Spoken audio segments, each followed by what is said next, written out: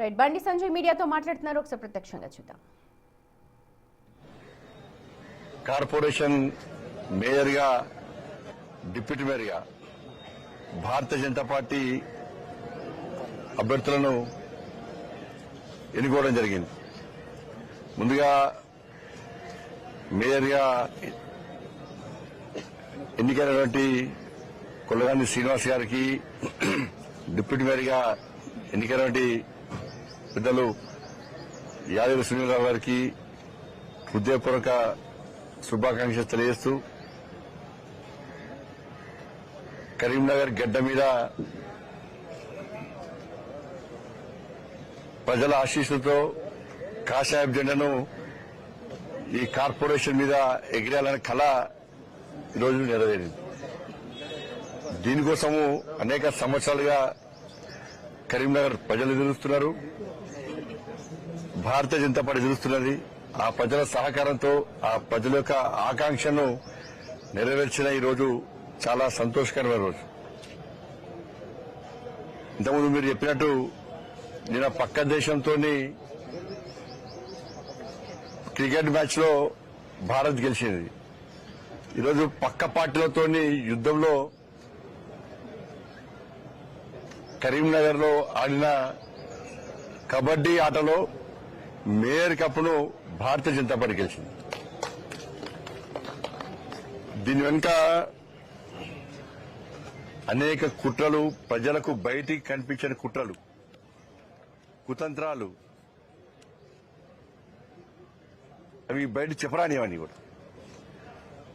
కానీ ఎన్ని చేసినా కూడా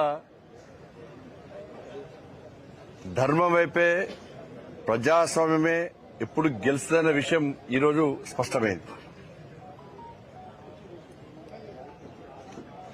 ఏదో దారిన భారతీయ జనతా పార్టీని రాకుండా చేయాలని చెప్పి ఈ ప్రజా తీర్పును పక్కకు పెట్టి కుట్రలతో గెలవాలని చెప్పి, అడ్డుకోవాలని చెప్పి వాళ్ళు ప్రయత్నం చేశారు. చాలా మంది ప్రయత్నం చేశారు.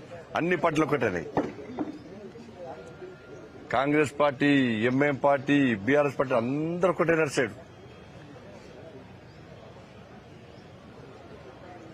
అధికార దుర్వినియోగం, మా చేతిలో అధికారం ఉంది, భారతీయ జనతా పార్టీకి 30 గెలిచినా, ఇండిపెండెంట్ సపోర్ట్ ఉన్నా కూడా ఏదో రకంగా మభ్యపెట్టి బెదిరించి కాకుండా చేస్తామని చెప్పి 2 రోజుల పాటు రాష్ట్ర ముఖ్యమంత్రి గారి దగ్గర నుంచి మంత్రుల వరకు, ఎమ్మెల్యేల వరకు కూడా అందరూ ఒకటే. ఈ పార్టీ ఆ పార్టీ అని కాకుండా భారతీయ జనతా పార్టీ తప్ప మిగతా పార్టీలన్నీ ఒకటై 2 రోజుల పాటు మమ్మల్ని ఏ విధంగా అడ్డుకునే ప్రయత్నం చేసిరో ఇలా తెలంగాణ రాష్ట్ర ప్రజలు చూశారు, కరీంనగర్ ప్రజలు చూశారు. కరీంనగర్ ప్రజల వల్ల చర్చ ఒకటి, రే మేము గెలిపించినాం 30 మందిని భారతీయ జనతా పార్టీ అభ్యర్థులను గెలిపిస్తే ఇలా వాళ్లకు మేయర్ పదవి రాకుండా ఈ పార్టీలన్నీ కలిసి అడ్డుకుంటాడని చూసి ప్రజలు ఆశ్చర్యపోయారు, విస్మయాన్ని వ్యక్తం చేశారు. గింత కుట్రలా, ఇంత కుతంత్రాలా? కానీ అందరూ ఒకటేరు. కానీ ఏం సాధించలేకపోయారు. చివరకు సాధించింది భారతీయ జనతా పార్టీ. దానికి కారణం లేదు, కేవలం భారతీయ జనతా పార్టీ బలపడుతుంది. భారతీయ జనతా పార్టీని కరీంనగర్లో రానియద్దు. ఈ కరీంనగర్లో భారతీయ జనతా పార్టీ మేయర్ అయితే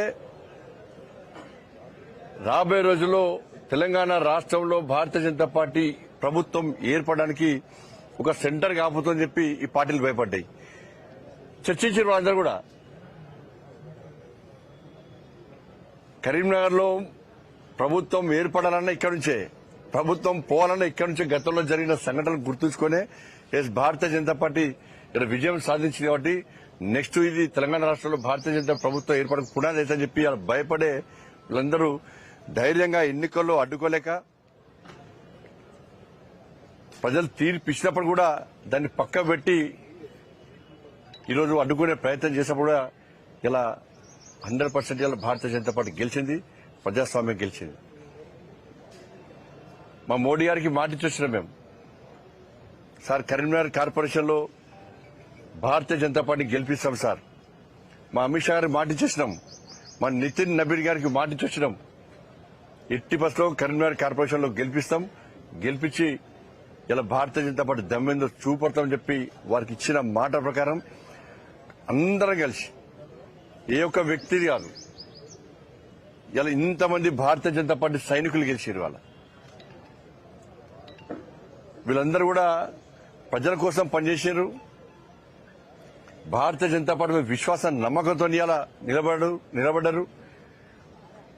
ప్రజలకు ఒక భరోసా కల్పించారు. ప్రజలు మా మీద విశ్వాసం ఉంచి ఇలా ఇంతమందిని గెలిపించారు.